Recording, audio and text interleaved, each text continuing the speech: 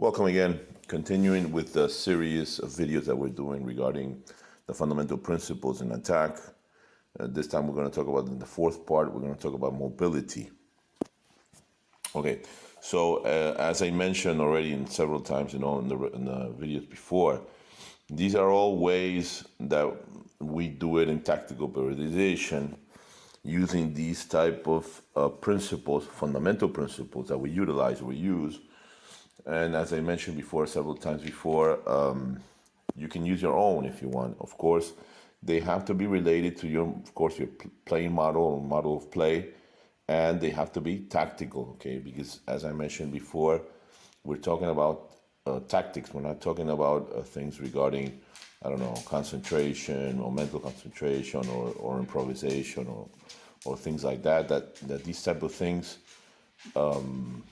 are always going to be present, like specificity, for example, okay?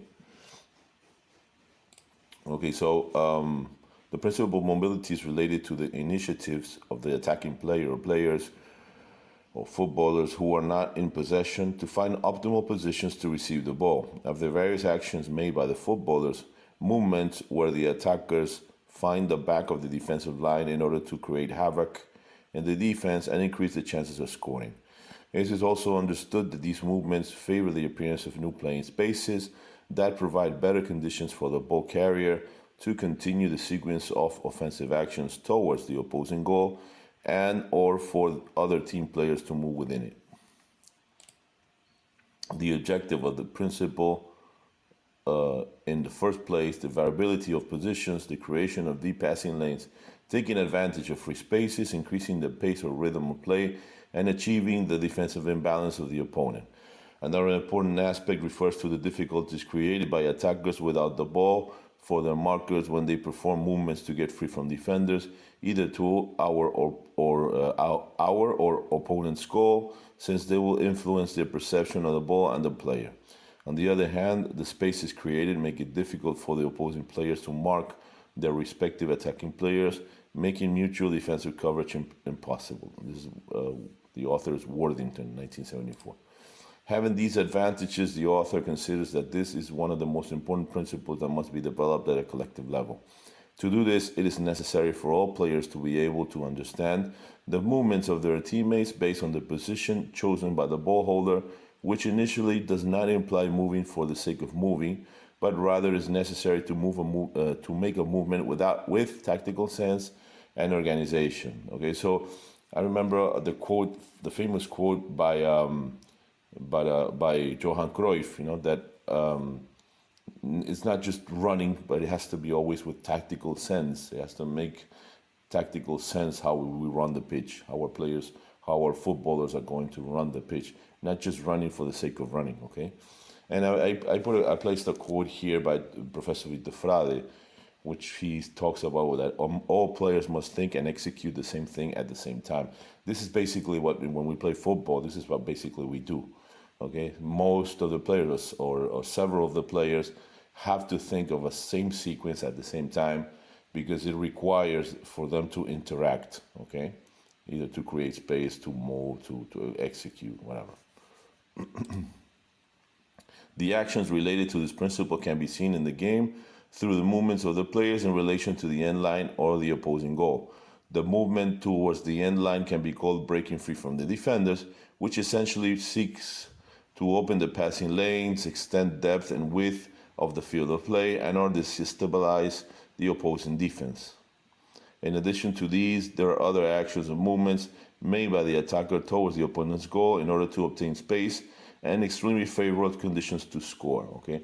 So basically, mobility, we're going to be talking about creating space similar to space, okay? Either through the back of the defense or to the sides, either to create scoring chances or to extend the plays, okay? Here we have a video from Xavi, which is rather interesting. The way they in Spain, in Barcelona, the way they are going to use it, okay? They're going to talk about it, which is different terms, but it's basically all the same things that we're talking about in these series of videos. para mí es aprovechamiento de espacio. Yo entiendo el fútbol como espacio-tiempo, ¿vale? Si hay espacio, si Messi está en un espacio que no hay nadie, tiene tiempo para pensar. Entonces se convierte en muy peligroso. Si no tiene tiempo para pensar y no tiene espacio, pues se convierte no en uno más, porque es capaz de diluarte a 3 o 4, pero se lo complica mucho más. Y yo entiendo el fútbol como espacio-tiempo. Hay gente que habla de contraataque, de ataque rápido, de lo que tú quieras. El vocabulario tú lo pones como a ti te gusta. Yo prefiero decirle, mira, el espacio está allí, o el espacio está allí. El espacio está aquí y el tiempo lo tendrás tranquilo. No, quédate aquí, no vengas a buscar el balón. Quédate aquí y ya te lo llevaremos el balón. Yo lo veo de esta manera, ¿no? Pues bueno, yo me he criado así, me he criado de la escuela Cruyff, me he criado con Rijkaard, con Van Gaal, con Guardiola, con Del Bosque, con Luis Aragonés, y encima hemos ganado. Okay, so basically what he's talking about is the space and time, okay, is always related to how we're going to create space, okay?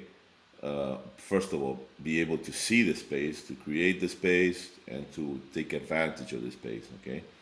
And basically, they in Spain, basically the names are just, we use the name as space and time, okay? Espacio y tiempo. Okay, the relationship of the fundamental principles of the game and the game model. As we mentioned and observed in the examples, all these fundamental principles are linked to each other, as I said before in the other videos that we use as examples. Thus, the fundamental principle of space will be directly linked to that of offensive coverage, which we're going to talk about last, mobility, penetration, and offensive unity. Offensive unity, which is one I'm going to talk about last. Offensive coverage already talked about is basically the distances, the lines, and the angles that our footballers are going to have when we're in possession of the ball.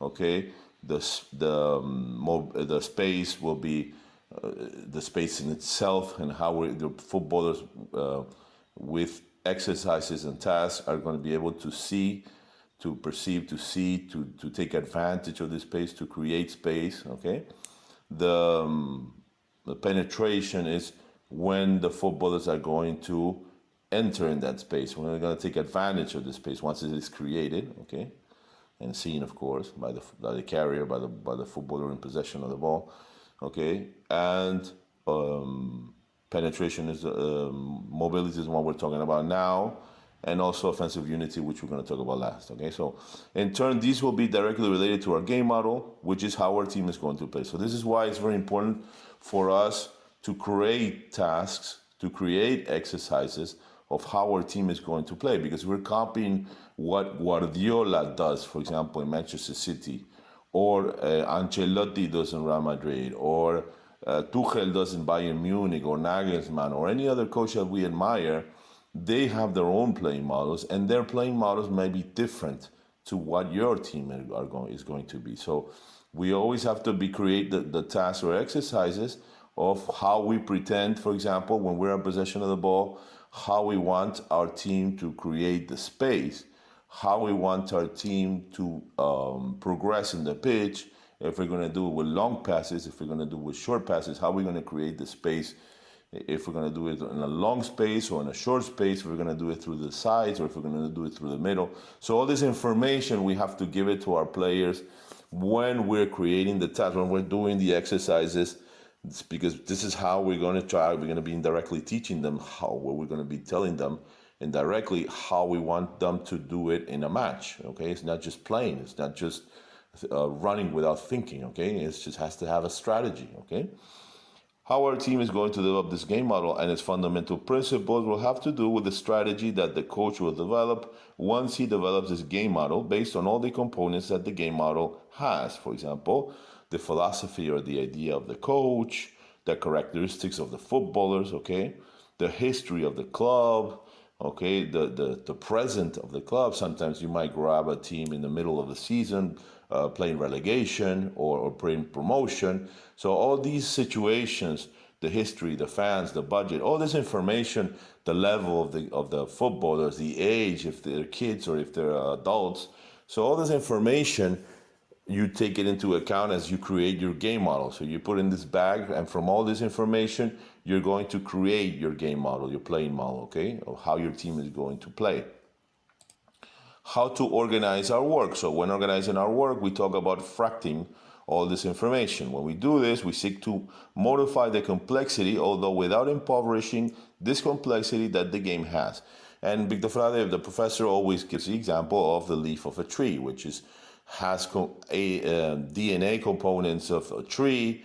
It has components, direct components of a tree, but it's not a tree, it's a leaf. So this is the same thing. So we're going to be fracting this information according to the subdynamic of the session. If it's a session that acquisition session, where we're training, for example, in tension, okay, it's going to be different to the duration of the contraction, of the muscle contraction, or it's going to be different to the speed of the muscle contraction. If we're working in a recovery session that we played recently, or if we're working an activation or preparation of the match session. So all these sessions, according to the subdynamic of this session, okay, we're going to fract. We're going to give the information to our players differently, because this is going to condition the information, okay? For example, if we're working on a session of tension, okay, we know that the complexity is not going to be very high. So the information has to be rather accordingly to what that subdynamic of that session has. If it's going to be duration of the muscle contraction session, it's going to be the tasks or exercises are going to be more focused on macro, okay? So we're going to be focused more on the whole team, okay? And there we can work differently to the way, for example, we can do it on a tension, or muscle contraction, or speed. So all the subdynamic of the day is going to condition totally how we're going to fract, how we're going to teach the information to our team, to our footballers. B, according to the space on the pitch. So the space on the pitch, if we're doing on the first third, or if we're doing on the second third, or on the last third, is going to be totally different, okay? This way, I have seen many British coaches, for example, dividing micros principles, or how before we used to call them sub-principles, according to the first third, the second third, and the third third. In my opinion, it's correct. It's fine to do it this way, although we prefer to do it this way because, as we're showing here, because it's much easier to organize and not forget all the information. While if we do like 100 micro principles throughout the whole pitch, it will be very easy for the footballers to forget, okay? So this is the way why I think it's in my opinion, of course, but of course it's up to each coach to do it this way, okay? According to the scales of a team. So if you're gonna do it as individually or in a group, or if we're gonna do it sectorially, which will be one line, for example, the defensive line or the midfielder line or the forwards, okay? Or if we're gonna do it intersectorially, okay, which is, for example, the defensive line and the line of forwards, or the defensive line and the line of midfielders, or whatever, okay? So the scales of the team is going to change, okay, the way we're going to fract the information according to the phases or moments of the game. So if we're going to work, for example, changing from defense organization or organized defense to offensive transition, okay, that will be one way where we can fract, or we can divide the information differently, okay? We can create tasks according to this, okay? Or sub-phases in the game moments or in the game phases, okay? For example, changing from a build-up phase, from the first phase to the second phase, or from the creation phase to the finishing phase, okay? You can do it this way as well. So these are all different ways you can do it, okay? You can fract the task, organize the task, and of course when we're talking about this, we're talking about methodology. We're not talking about tactics, okay? This is the way we're going to organize the information. It has nothing to do with if your team is going to do one thing one way or the other, okay? It's just go as far as organizing the sessions, okay? Some examples: movements in depth or in width regarding mobility behind the back of the defender in the direction of the silence or towards the opponent's goal. So in Spanish, we have a term which is called desmarque, which is like breaking free from the defender. Desmarcarse means to break free from the defender. And you have two general ways of doing this, okay? One way is to support the ball handler or the ball carrier, and the other one is to break free from the defender towards the goal, okay? Which is desmarque de ruptura. Ruptura means to rupture, to go towards the opponent's goal. And de marque de apoyo means to break free from the defender to support. So we're always, these types of movements are always going to be these two types. Okay, I remember Bielsa had a video talking about 6 or 7 different ones, but actually they're always the same, this same way that we're talking about right now.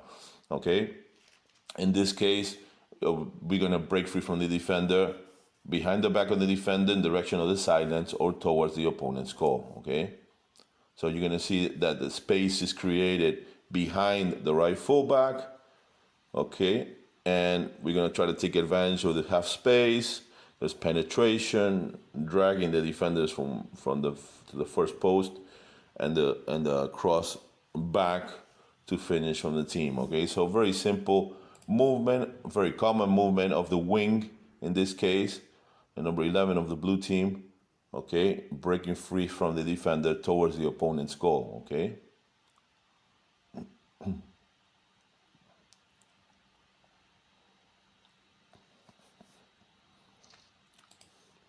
Movements in depth or width behind the back of the last defender in order to exploit free space. Okay, so now in this case we're going to see how number 9 is going to support, and a third man run is going to come from the back, from the offensive midfielder through the back, creating free space and taking advantage of it. Okay, so mobility. Okay, trying to take advantage behind the back of the last defender in order to exploit free space. Okay, in depth or in width, this can be done. Movements in depth or width behind the back of the last defender that favor receiving the ball. So these are movements that just are going to be creative mobility as far as creating free space so we can continue in possession of the ball. Okay, and then again, half space, taking advantage of half space and creating numerical superiority. Okay, 2 versus 1. Okay, so these are movements that are in depth or width behind the back of the last defender that favor receiving the ball. Okay, we're going to go again.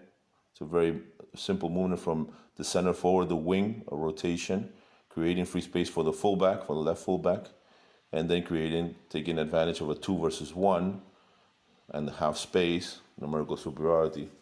Okay. And movements in depth and width behind the back of the last defender that allow continuity for the offensive sequence. So now we're just gonna try to create continuity for the movement to be able to continue, to be able to keep on moving. Okay, so in this case, number 11 is gonna break free from the defender towards the goal. So we're able to create space and change the ball, change the point of attack from one side to the other. Okay, so always. All these type of actions, okay, whether we're trying to take advantage of the back of the defensive line, or sometimes create space to continue the play in front of the back for the defensive line, okay? So we can change the ball from one side to the other. Okay, so the preferential simulation situations or methodological tools that we're going to use, of course, passing exercises are very important, okay, because the footballers are going to be able to see how the space is created most of the times, and not only to watch the space that is created sometimes by the footballer who breaks free, who moves, who cuts, as they say in basketball, towards in basketball they call it cutting towards the hoop, but actually towards the goal. And we in football, we're not going to be also watching the cutter, but we'll also be watching the space behind he leaves, okay? So to try to take advantage. So this is very important as far as the passing exercises, so that the footballers start are able to be able to figure out not only the space that the footballer that's cutting towards the goal can create, but also behind him, okay? Because most of the times he's going to create space for another footballer to take advantage. Of course, rondos and mobile rondos, this is why it's very important to train in real game context, because if we're running around the pitch, we're never going to be able to train this. We're never going to be able to give tools to our footballers in order for them to train this and to be able to figure this out in the matches. Positional games, of course, okay. Remember, very important in these cases to create certain conditions for the defensive teams to defend with constraints, okay? Like, for example, defending only in certain spaces. So when an attacking team is doing a rondo, for example, the defending team will maybe only defend only in certain spaces so that they're able to see the spaces created, and when they create overloads or underloads in that space, for example, create numerical superiority. So all these type of tasks or exercises, we're going to try to create them also, creating constraints on the defensive teams, with possessions as well, with more numbers, but especially in the beginning with less numbers, so it's more easier for the footballers to see it, okay? And of course, matches with constraint. Constraint matches are very important as well. So as we said, we can do it in small spaces, and then later do matches with bigger spaces where the defensive teams are able to do it with constraints. Once we see that the footballers are able to do this and do it without thinking, then we can do it with matches or real exercises where the defensive team will not be constrained, where they just will defend in a normal situation. But in the beginning, it's very important for them to be able to see it and to be able to execute it, okay? And of course, remember that football is sport which we play pre-consciously. So we do it without thinking. These are very fast movements that we will have to do on a pre-conscious level. So it's very important to train this way, and it's very important for the footballers to be able to figure it out at this speed as well. Okay, so I hope you enjoy the videos, the series of videos. Basically, I know I see or have seen or have been asked as well, many colleagues or many coaches asking me about this, because there's not a lot of information in books or in training magazines as well, and training courses. So basically, if people, I think that if our colleagues, many colleagues are able to understand this, will be very useful for them as far as training and as far as executing tasks that are going to be very useful for the players, okay? So I hope you liked the video. Please, if you haven't shared with other colleagues, please like, share, and subscribe so we can continue reaching more colleagues, more coaches, more physical trainers, and we can be able to create more content for everyone, okay? So I hope to see you again soon. Take care. Bye-bye.